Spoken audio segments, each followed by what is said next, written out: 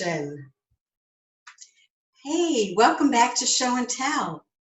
It's sweater weather in New York. So this is the first time I'm putting on a cozy little sweater. This is a number I did back in the 80s.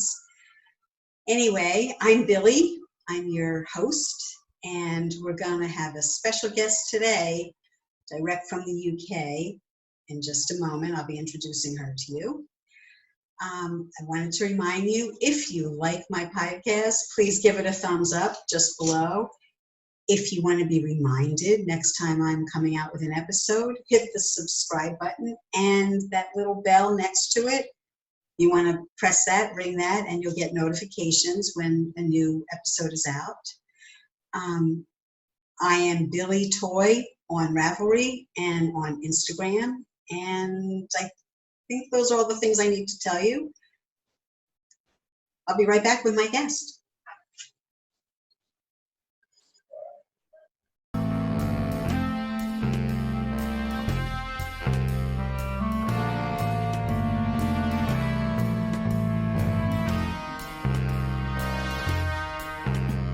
Please say hello to my guest, Michele Marck. I'm going to let her tell you about where she lives and a little something about her town. So take it away, Michele. Hi everybody. So I'm Michele Marck. I live in a seaside town in Essex, the county of Essex in the UK. I live near Southend-on-Sea. So if you're in the UK, then you may have heard of it. It's well known for having the longest pier in the world, I believe. Wow. So it's a very long pier. It's been burnt down a few times, but it still survived. And it's well known locally for Ross's ice cream parlour. It's got like a sort of original sort of 30s design ice cream parlour. I mean, they used to have original seating in there, and then they had a refurbishment, and that all went. It was like the traditional wicker chairs. It was like lovely. But yeah, What's your favorite flavor? I do like chocolate chip mint. Actually, I do like mint ice cream. But they do butterscotch. It's a lovely. It's very. I don't know if you know rice milk. Do you have rice milk in the States? Well, no. But we can buy rice milk here, and it tastes very much like rice milk. But it's a really icy. Maybe there's rice milk now. I know there's almond milk and there's oat milk. There probably is rice milk here. I just haven't tasted it. Yeah, I tend to, because I try to stay away from dairy produce, especially like milk, cow's milk. So I tend to buy rice milk. It's quite healthy.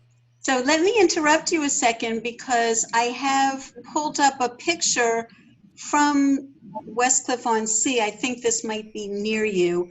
Let me see if I can share my screen. And then I also have a map that I want to show the viewers so they can get an idea of where you are in relationship to London, because most people have heard of London or know London. I've commuted to London, and the train station is literally like 10 minutes from where I live. So I walk to the station, get on the train that goes right into the city of London. All right, just one second. Let's share this. Does that look like someplace near you? Yeah, that's the seafront. Yeah, so a lot of the properties where I live are all sort of Victorian. That's why I love living here, because all the properties are all, sort of 30s, 40s. It's a mix. Just looks adorable. I love all that styling, and so it's just nice to be able to walk. I mean, we're on the estuary that goes into London.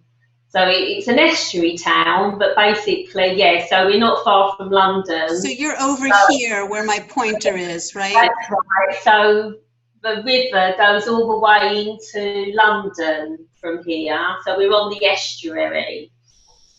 Okay, so I just wanted to show that to people, because I have mentioned a couple of times on this podcast that my number one passion before knitting, well, maybe after my family, but my real passion is travel. So it's painful to me right now that we're not able to travel because of this pandemic.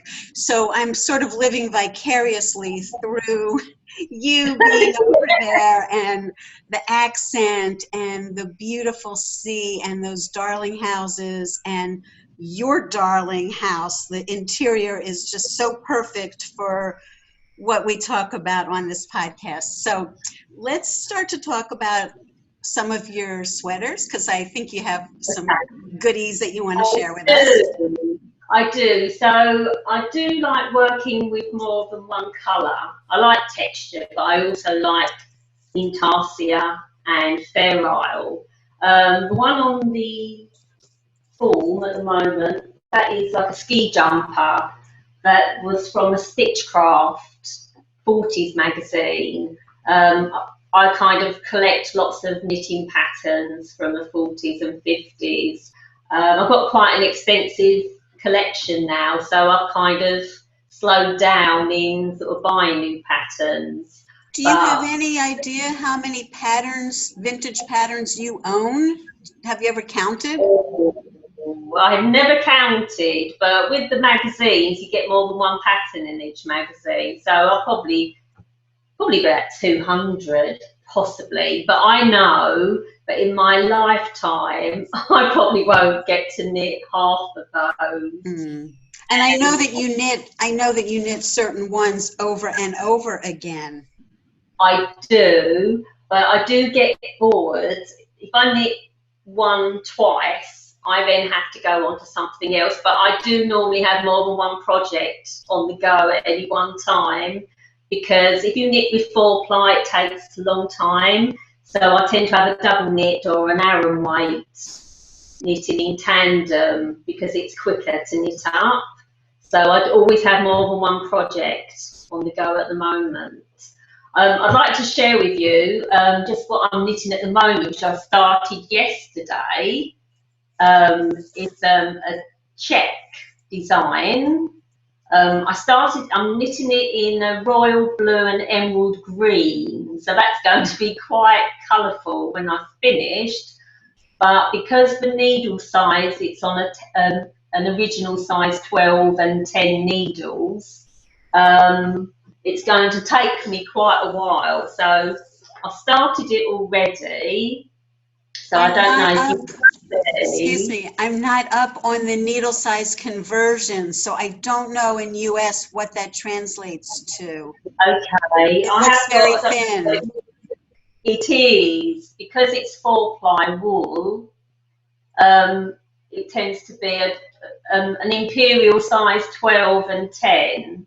How many stitches to the inch, do you know? Oh, it says on the pattern.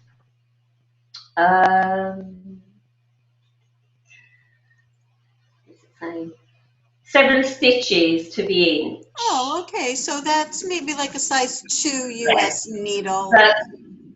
Yeah, so that's probably one of my favourite designs, like a 40s.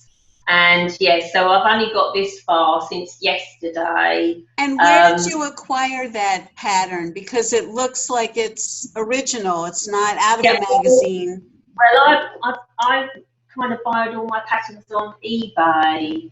On eBay. So eBay is the place to buy them. But I probably bought it, like some of them I bought about 2 or 3 years ago, or even longer.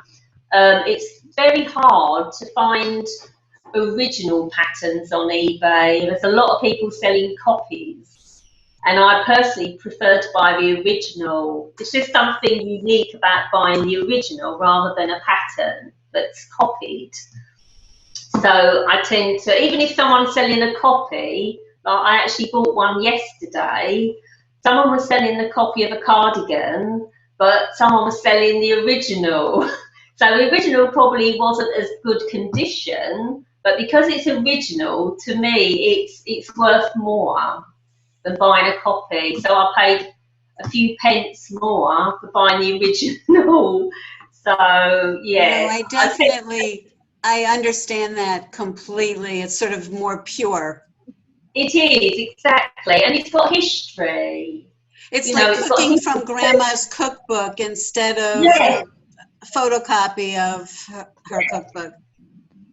and I tend to take notes, so I kind of have a book. So I've got a little notebook, and I just make notes on the increase, like when I increase on the rows, and yeah, so I can refer back to it, because obviously you don't want to write on the original patterns, Right. so I make notes, and sometimes I do graphs as well, because when you're doing like intarsia, then you need to know, and also when you're increasing and decreasing, it's good to know what row you have to increase on. So I'd always make notes. Are your patterns devoid of charts? They're just the words? Only I like knitting Mary Maxim. Remember Mary Maxim patterns? I'm They're going to American, show aren't you. they? I knew that you were into Mary Max because Yeah. I tried to snip around and do a little homework. So just hang on one second. Since you mentioned Mary Maxim, I want to show a pattern that was shown in a movie, and I want to know if you own this pattern because I would like to knit this. Oh, I can't see the pattern very clearly, but I think, is that a child's pattern? No, this is a famous American actress named Julianne Moore. Oh, I know Julianne Moore, yes. She was wearing this in a film called The Shipping News with Kevin Spacey. And when I saw it come up on the screen, I was not yet familiar with Mary Maxim. But I was like, wow, that's cool vintage sweater. And then I started going on this hunt, and people on Ravelry helped me identify that it was Mary Maxim. So I haven't tracked down the pattern yet, but I wondered, since you're big into Mary Maxim, if this was one that you maybe owned. I think I've got the child's pattern of that one. I'm not sure, because they obviously come in child sizes and adult sizes, so I've got a variety. I might have it, so if you want me to have a look through because I've got a folder full of the Mary Maxim patterns. I keep them in my big folder, so I will have a look, but I've got many of the Mary Maxims. My favourite's the square dancers, you know, the man and woman dancing. I've seen that too. Oh, there's so many that are wonderful. Okay, yeah, I mean, so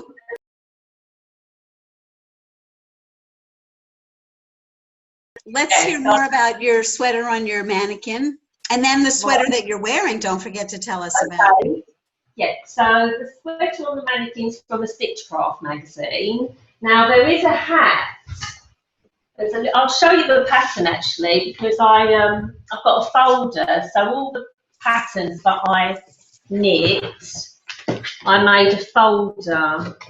Because once I know I can knit something, it's good to put it in a folder. So let me just find this one. Oh, the one I'm wearing is that. I don't know if you can see that.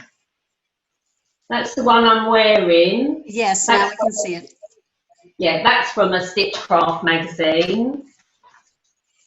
I do like sailor, anything to do with sailor collars. So, yes, you'll find me wearing lots of things with sailor collars.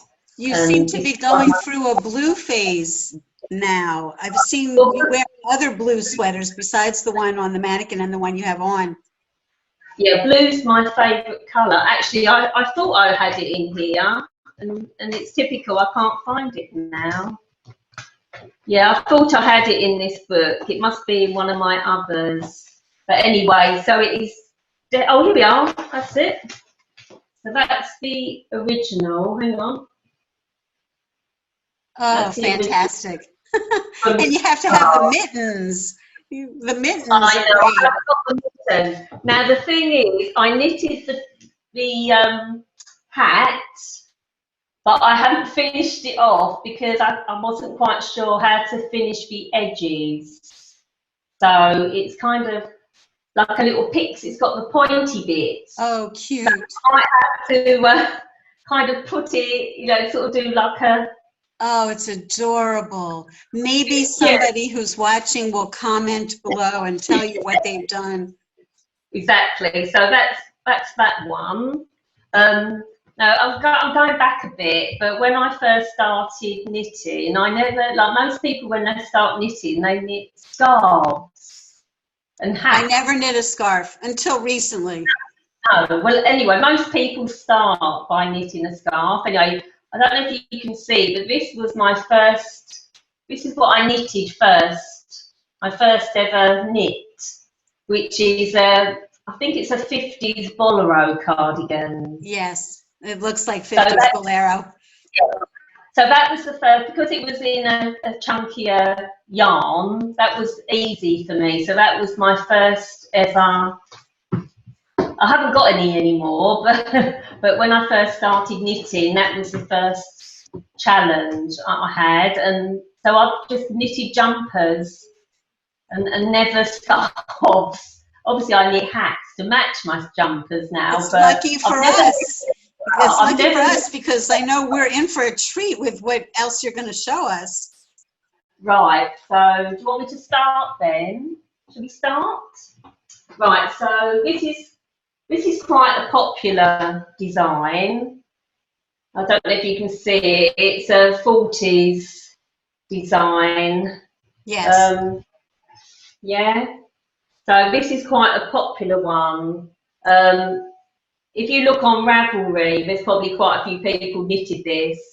It's a typical, I can't remember the name of it actually, it's probably in my book. But yes, it's a typical 40s jumper that a lot of people knit. Oh, here we are. It's a rainbow sweater. Now, it's called a rainbow sweater because there's probably about 5 different colours. So if you wanted to knit it in all the colours of the rainbow, then you could. And as I like vintage buttons, I've got a collection in storage. And I love the buttons on this because they're like red, white and blue. Perfect. My husband and I, we used to run a vintage fair quite a few years ago, and we had lots of stall holders. And one in particular, they had a massive stall selling the clothes, but they also sold vintage buttons. And every time we had the fair, I was always over to this couple saying, "Oh, what buttons have you got?" And so I've kind of built up my collection of buttons really through running the fairs, and I picked them up from thrift shops, like we call them charity shops in the UK. So yeah, so I've got a vast collection of buttons, but they're all in storage at the moment, so I can't get to them because I don't know if you've ever put this in storage. I personally try not to collect anything because I don't really have the space. So I try and buy on an as-needed basis. And that's sensible. I wish I could be like that. Well, I guess if I saw something really spectacular that I had to have, maybe I would cave in. But at Vogue Knitting Live in January, there was a woman, her whole stand was vintage buttons. And I had my projects with me that I needed buttons for, so it was, like, you know, I knew exactly the size and what color, and there it was. She doesn't have a store, and she doesn't ship, although now during the pandemic I think she is, but she only appears at these like yarn festivals, and when you find her, it's really an opportunity.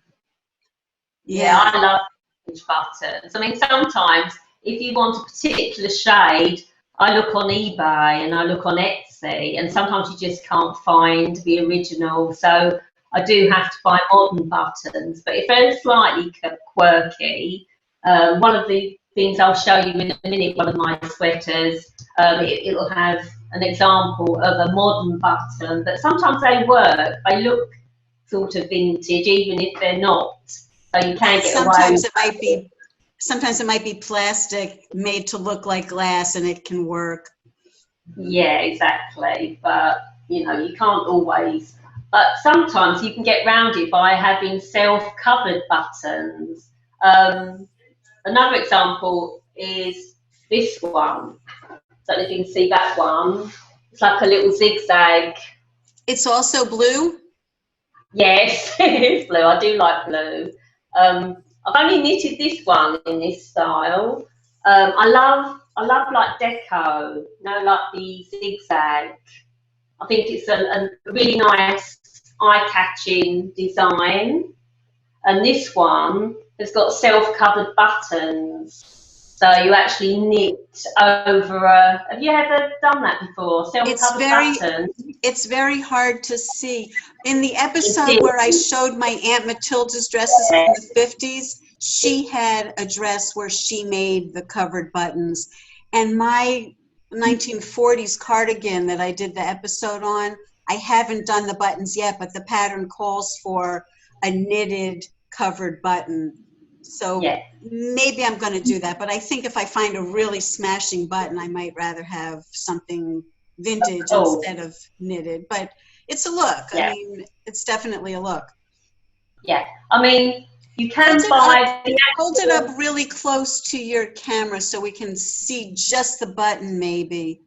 It's a little tricky with the lighting. If I undo the button, so it's kind of... Where are we? Can't really see it, can you? It's... Hold it up towards your window in that corner of your screen. Oh, come. It's hard to see. Right there, and up a little bit.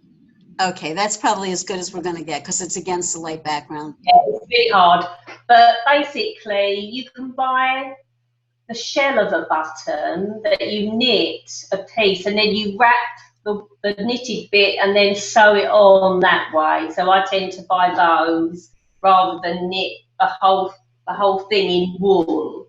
So I tend to do that. Oh, and also some of my 40s jumpers, I knit the shoulder pads. So are the patterns calling for shoulder pads and giving instructions, or you just do your own? I just do my own. So because I've heard now and then there's a pattern that actually includes a shoulder pad instruction.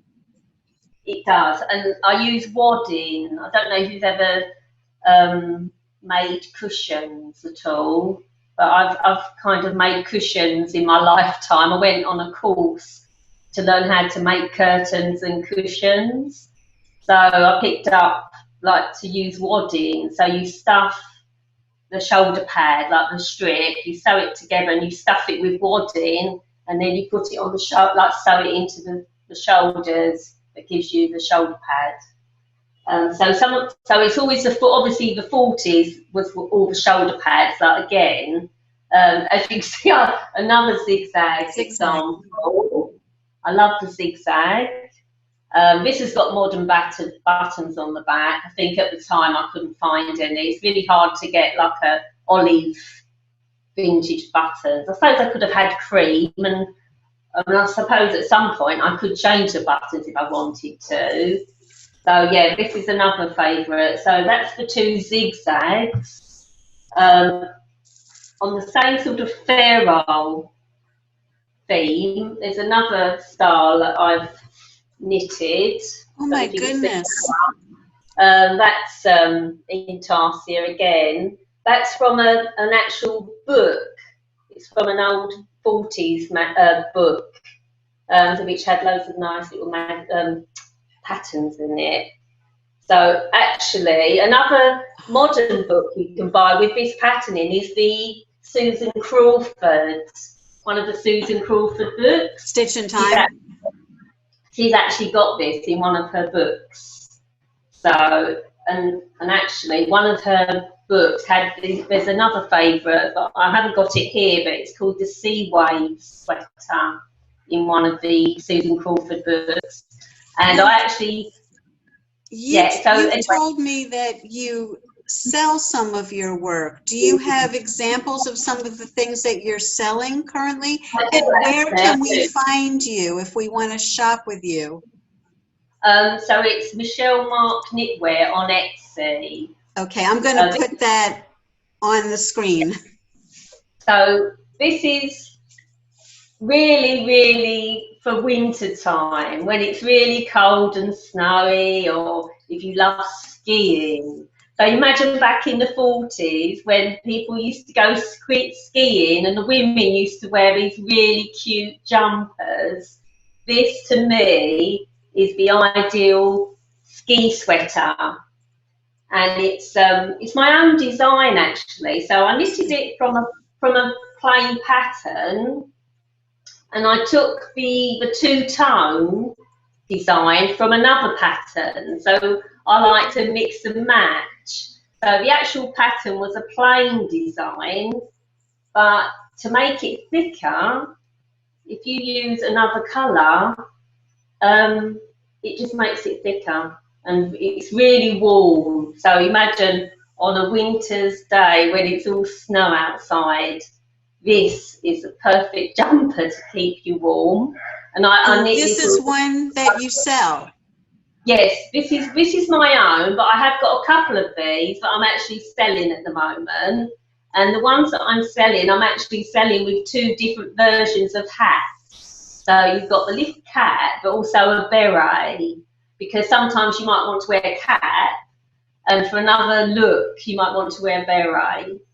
So yes, I'm selling two of these. I'll probably knit a few more as well because I really enjoy knitting these. And I just think with the shawl collar, they're just typical of the 40s and 50s. How long does it take you, since you're cranking these out, how long does it take you to knit something like that?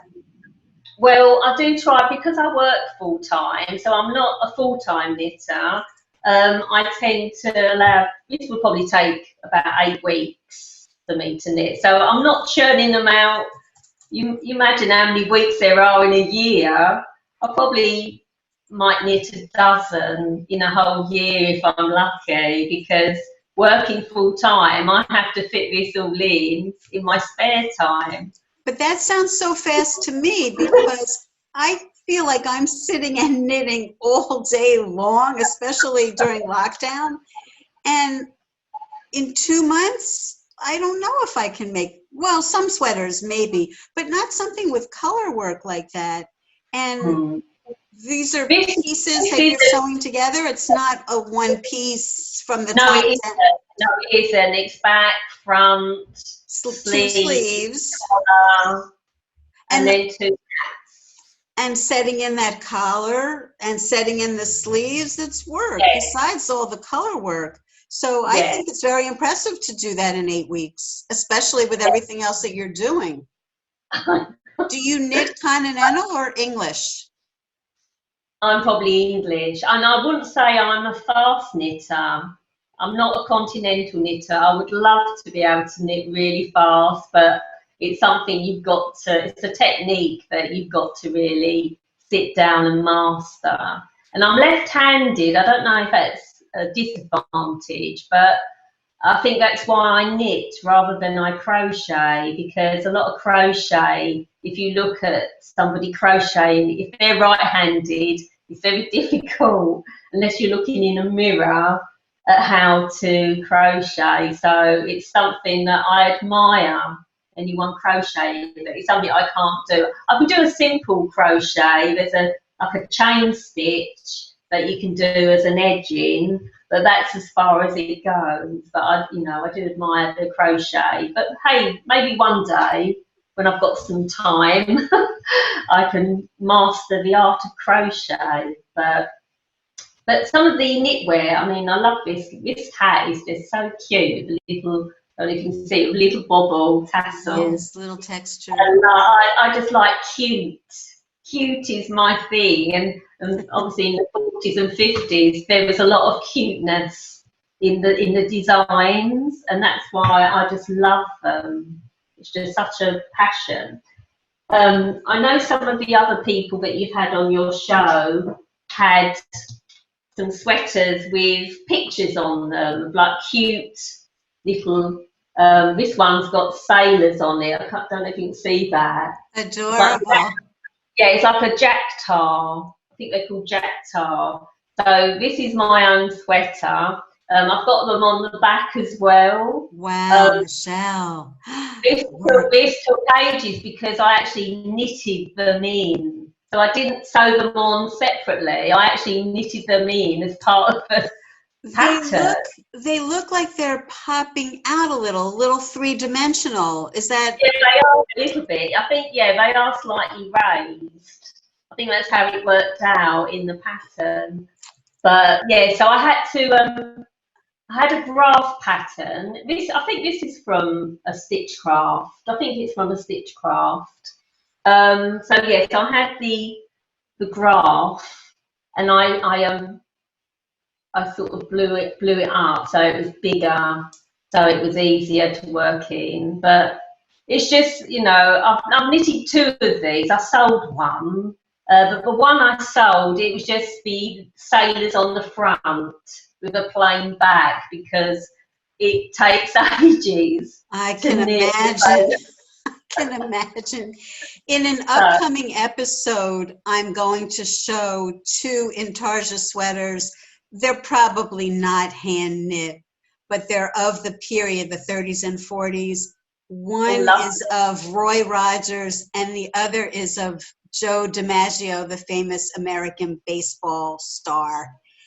And they are amazing to behold. But considering that you hand knit all those little guys, I say that's something. Wow. Yeah. Well, the thing is, you can't buy things like that in the shops these days, can you? And it is like an art form. And to actually wear something that is an art form, and also it's unique because no one else is going to be wearing one. So that's why another reason for knitting your own sweaters, because you can choose any colour, anything. You can match a skirt as long as you find the right colour yarn. There's a candy in America. It comes in a little box and it's often sold in movie theaters called Cracker Jack. And I'm going to have to look at a box of Cracker Jack to see, because I think he looks like your Jack. Oh, really? Oh, excellent. I think so. It'll be interesting to compare. Maybe I'll be able to get a picture and insert it here and we can do the comparison.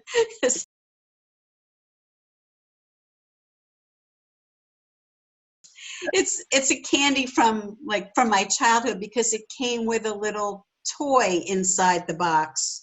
And every time you bought it, it had a slightly different little trinket, a little doodad, a plastic ring, or a little dog or something. So it was very, very cute for kids. It's corn. It's like popcorn that's covered in like a caramel coating. And then there are peanuts inside. Oh, it's so good. It's too good. Lovely. I like peanuts. Peanut butter. Right, so another right, this is right, I'll show you the pattern. This is the one that you've probably seen. Like, I've knitted quite a few of these. And I'm selling them on Etsy, this style, which is like a 1950s. Can you see that clearly? Yes, it's double-breasted. It is.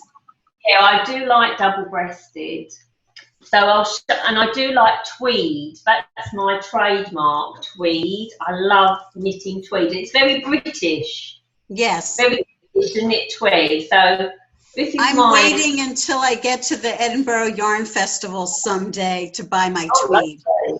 So anyway, I don't know if you can see the colour. It doesn't. This is a purple. I don't know if you can see it properly where you are, but this is my version.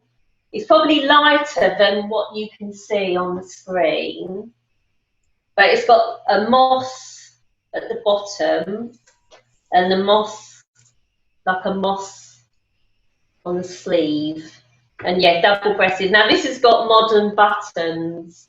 Don't know if you can see those buttons. Oh yes. But it was very difficult because this is like I don't know what colour you'd call it. It's sort of it's like a bluey mauve. Like a periwinkle. Yeah, possibly. So it's very difficult. Oh, and I've got a beret, so I do knit berets to go with that. So a little beret. I just find, you know, it's nice to actually have an outfit. I had a cardigan, but have a little hat to match.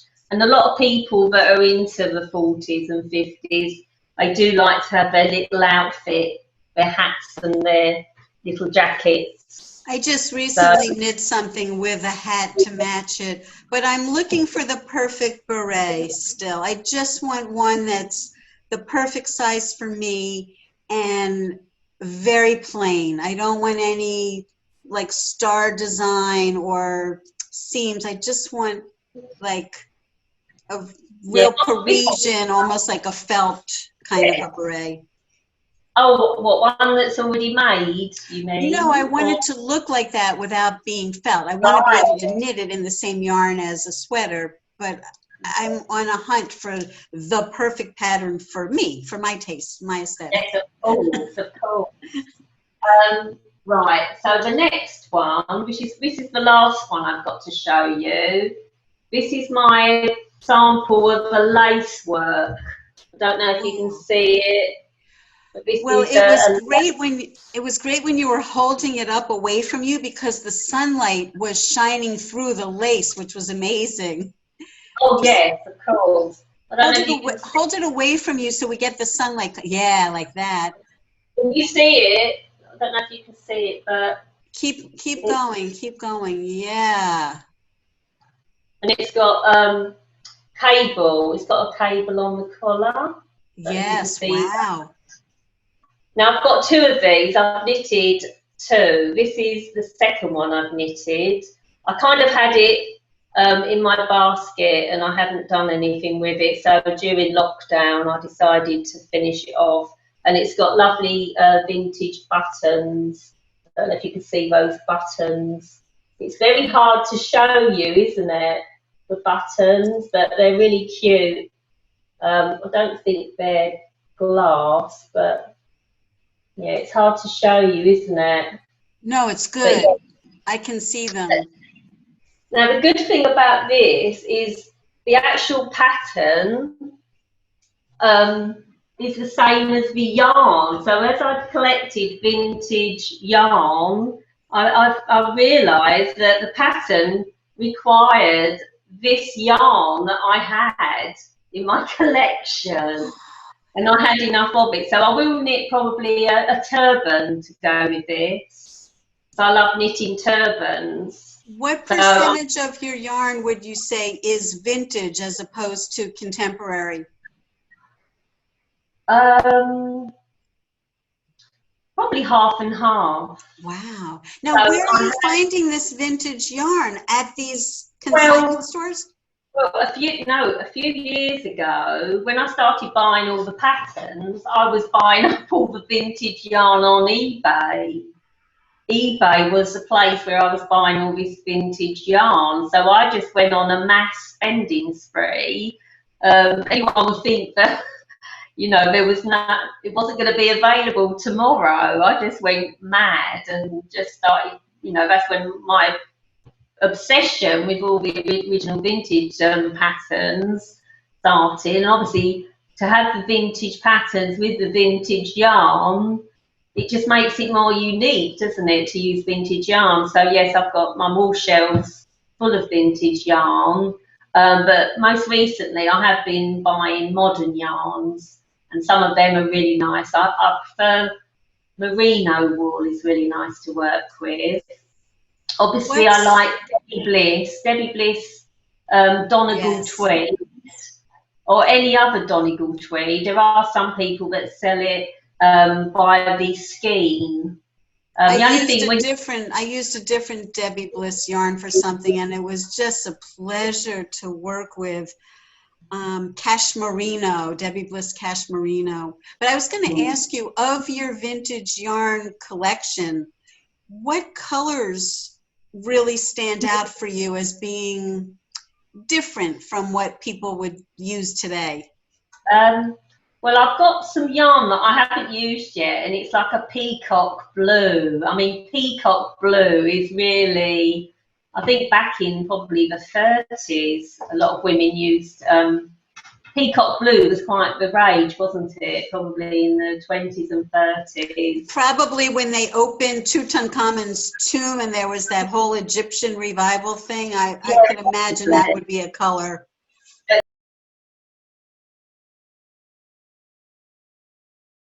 yeah, peacock blue. So I haven't actually knitted that one yet. So it's sitting there on the shelf, and I've just got to think of the right pattern to find to use it for. Now, your husband who just ran by, Oh, I want to know. I want to know. My cup of tea. Is he knit worthy? Is he knit worthy? And what have you knit for him? Well, I have knitted one of my best pieces of work. I should have shown you really is a fair old tank top. You know, like a men's tank top, like V-neck, fair old. Oh, here we are. He's brought it. He's brought it in. So obviously, my husband's, you know, he's a lot larger than me, but I knitted this for him in between jobs. I left one of my jobs, and I had like 3 months garden leave. So in that time, I knitted this in Rowan. Have you got Rowan wool out in the States? Oh yes, it's very, very popular here. I personally have not used it yet. I'm sure someday I will. A lot of people talk about their felted tweed, but I haven't used it yet. Yeah, actually, I think I've knitted a jumper in their felted tweed. I think that was the jumper where I started knitting something with it, and I realised I didn't have enough yarn, so I ended up undoing that project, washing the yarn, drying it, and then reusing it for another project. And I think that was the felted tweed. And the thing is, it was quite a heavy texture, and you have to wear like a vest under it because it could itch. You know, it's kind of that texture where it's slightly itchy against the skin. Rustic.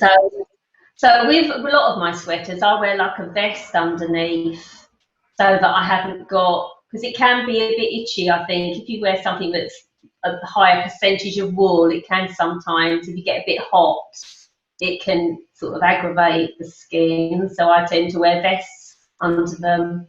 And obviously, like on the hygiene, you know, you don't have to keep washing things, because if you keep washing them, you can, you know, wear the life out of them. But a good tip for washing, I don't know if you have, like, you can buy little laundry mesh bags in the States, but yeah, so I tend to, if I don't always, I do hand washing, so I do all my sweaters and a lot of my vintage clothes, I do hand wash.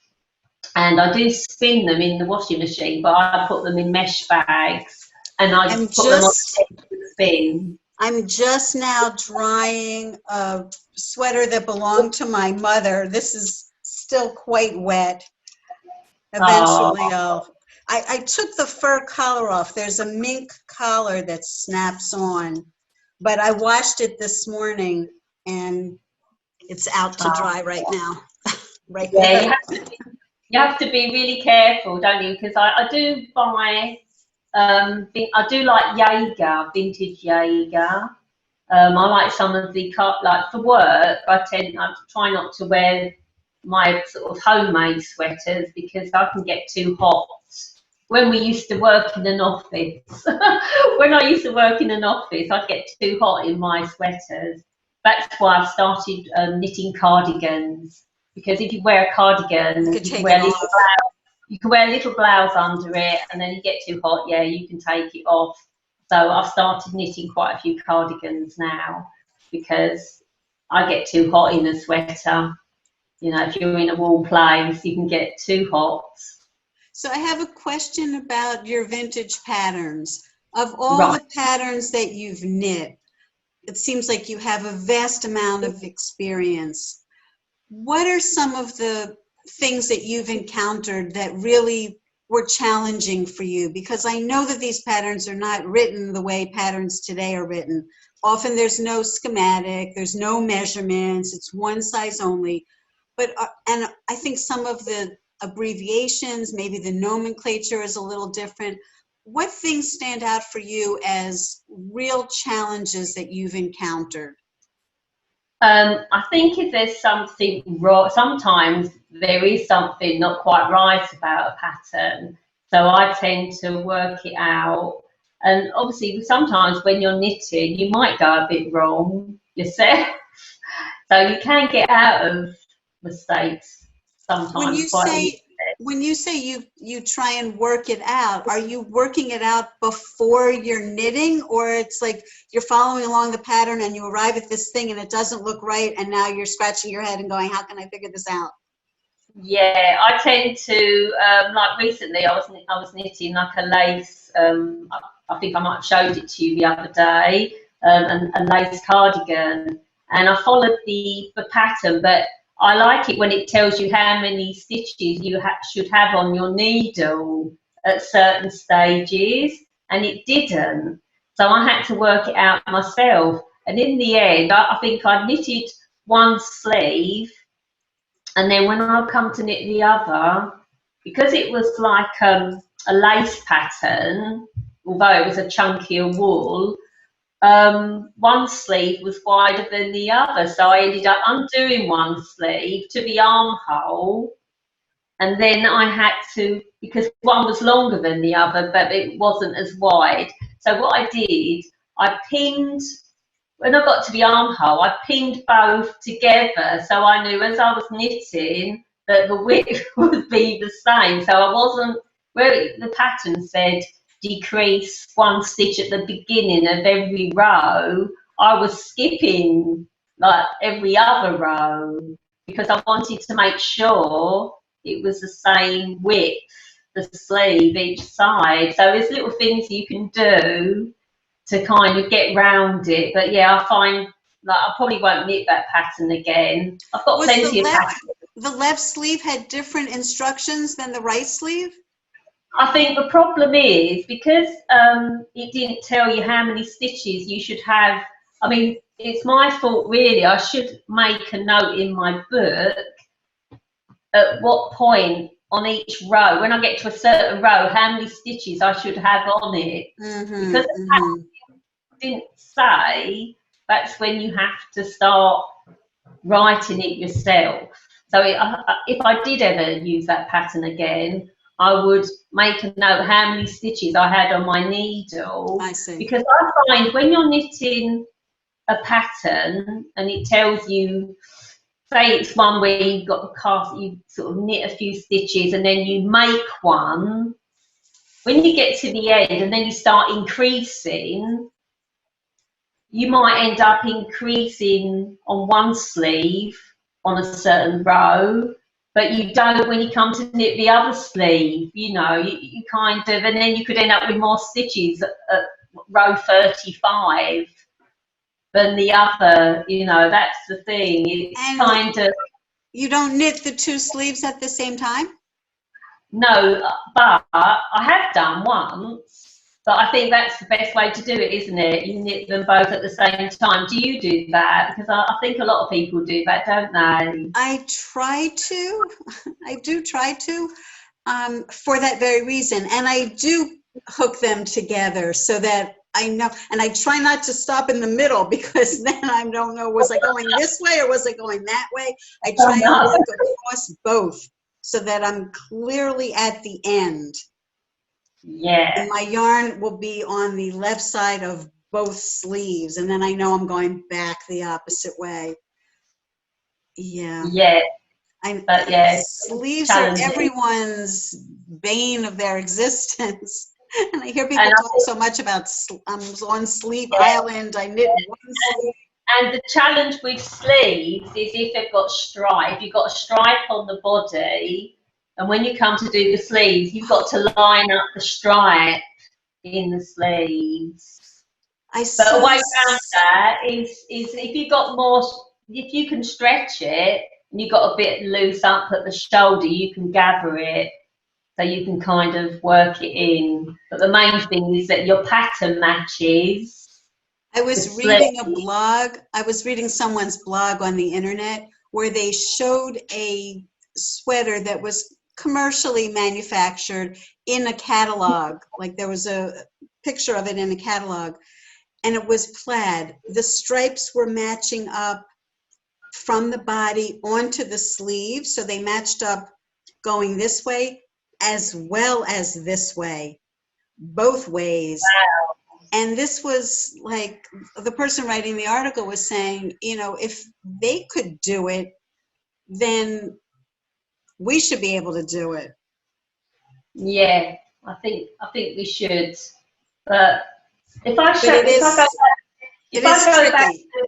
if I go back to the zigzag, see, that's another, you know, that doesn't kind of line up. That's, you can get away with that though, I think. I think with the zigzag, well, you also have fewer stitches when you're getting to that, yeah, the edge of the arm. So yeah, it looks like maybe you went to a smaller needle to. I don't know actually. Keep it a pattern? Another example is this one. So this one, that matched, that lined up. If you look at that, they kind of lined up. Oh yes, so, great. Yeah. So that's how you can finish it off properly, and you know that you've lined it up. But yeah, so it's lots of challenges when you do knit more than one colour.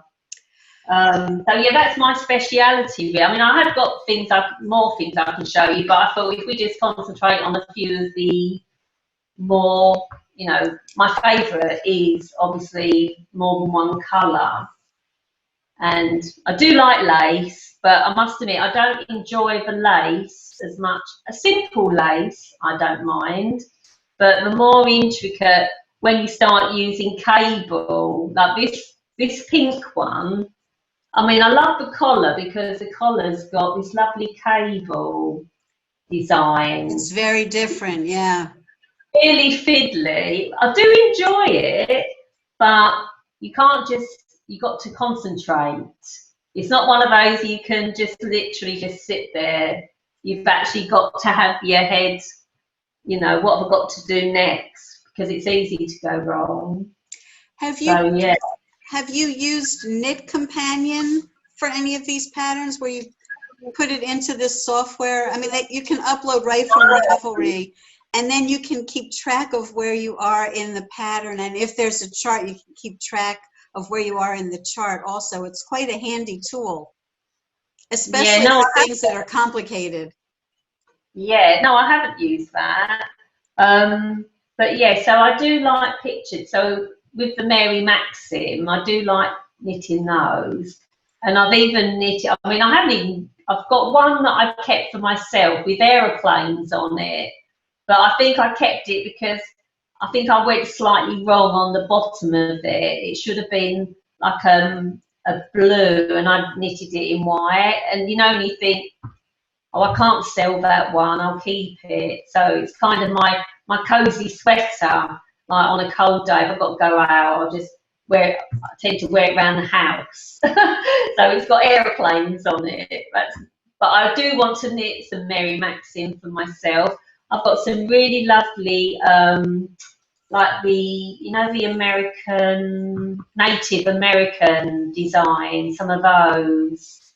They're quite popular, aren't they? I know a lot of people that are into the 40s love like the Mexican designs. I've got a few books on different patterns, which you can use the patterns for, like a plain, if you've got a plain design, you can actually use that plain pattern and just use a different, you know, like a 4-color or two-tone pattern. You know, you can buy the patterns, you know, you can buy little charts that tell you what to put. I've got loads of different reference books. I've sort of picked some up from charity shops. I like the Vintage Vogue as well. Vogue's one of my favourites. So you can pick up the Vintage Vogue magazines and the books. How far back do they go? Mine are mainly 50s, but I find with the magazines, they're quite expensive to buy now. Like they sell for quite a lot on eBay. But a lot of them have got the same patterns in them. It's quite interesting. You look at one book and you think, well, that looks a bit similar to the one I saw in that other book. So that's the thing. And some of the stitchcraft books as well, a lot of them, you could pick up a stitchcraft magazine and they're quite interesting, but there might only be one jumper in there that I like. So at some point in my life, I probably will sell all my patterns, but not yet. Not yet. I'll keep them. But it's just nice to have. It's a hobby, isn't it? You know, you have your hobbies, and it keeps me sane. It's like really relaxing and de-stresses you. I find, you know, I just can't recommend it enough. I just wish more women would actually get out there and knit like we used to back in, you know, people need a craft, I think. I wanted to ask you about, because you live in the UK and the Edinburgh Yarn Festival is not as far for you as it is for some of us across the pond and elsewhere. Is that a fair that you go to? It isn't, but when I used to work with a girl that we both liked crafts and, you know, quite creative, and we used to meet after I left where I was working with her. We kept in touch, and we used to go to Alexandra Palace in London for the Knit and Stitch show. I think it's called Knitting and Stitching, which is a massive show. Have you heard of Alexandra Palace? It's a massive venue. I think it used to be a television, like it used to have the massive television towers, and it's on a hill, and you look down and you see the whole of London. It's amazing, but it's a brilliant sort of venue, and you have stands. It's probably similar to the Edinburgh Festival, and sadly they've had to cancel this year because of all. Forget it. Everything is cancelled. Rhinebeck, everything. And I feel really sorry for the organisers and the people that sell there. You know, it's just a bit concerning because there's not a lot of places where you can buy yarn anymore. And I used to love going there, and there'd be this company called Black Sheep, and they'd have tons of yarn all on the floor, like packs of like 500 grams. And, you know, I'd go mad. I'd pick like a few packs and take them home, and I might not do anything with them for about a year, but they were beautiful yarns at really good prices. And they used to have a fashion show, so they'd have Rowan, like they'd have all these different garments, you know, all these like sweaters and models to model them. They have fashion shows at Vogue Knitting Live in New York. Every hour, it seems like there's another fashion show. So when we used to go, we used to get there for when it opened, and then we'd say, right, we'll do the show first, and then we've got the rest of the day to look round. So we used to get in to do the show first, and it used to be really good. But a couple of years ago, they stopped the fashion show, and they just started doing like teaching. They'd have someone that was on. We had a show called the British Sewing Bee in the UK. So it's, you know, because obviously there's a lot of people there that go for the fabrics, people that do dressmaking. So there would be, you know, things like that. But I kind of was a bit disappointed because I used to enjoy like the fashion show, because they'd be wearing all the Rowan sweaters, and, you know, it was just nice. And so they kind of, they stopped doing it. I don't know why. Maybe they'd had feedback that people didn't enjoy it, maybe. I don't know. Maybe there's not so many knitters go to the show. It's mainly dressmaking. Oh, that could be why. If it was a knitting show, like Vogue Knitting Live, it's very focused on knitwear. And the fashion shows, the ones that I saw, and this year was my first time ever going. Wow.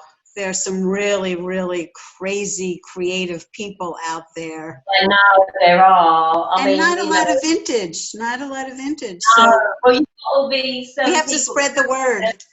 Yeah, we do. I mean, you'd think. I mean, there are quite a few. When you sort of look on the different communities, there's lots of people doing brilliant things. But I think when you're sort of doing things yourself, you have to focus on what you're doing rather than what other people are doing, because you want to just stick with what you want to do, you know. And I tend to, if someone else has knitted something, I think, oh no, I want to knit something different. I don't want to knit, you know, what other people, you know, try not to copy other people, because you want to be unique. So Well, I tend to do I love stitching. your aesthetic, and I'm so grateful that you were willing to come on and share your things with us. I've And enjoyed talking to you, actually. I think it's time for us to wrap it up Probably and it is still a bit dark now. say goodbye. Yes. Lovely to see you, Billy, and lovely to Thank you meet you. so Sue. much, and thank you to your husband. I know we had some techie difficulties, but thanks to him, Well, we got sorted out. And but we're good. all right, thank you. We'll have to meet again, Billy. Maybe we'll meet again, in I don't know, a few months' time, and I can show some more designs. Oh, and Okay, I'll look out for that design for you with the horses. thank you.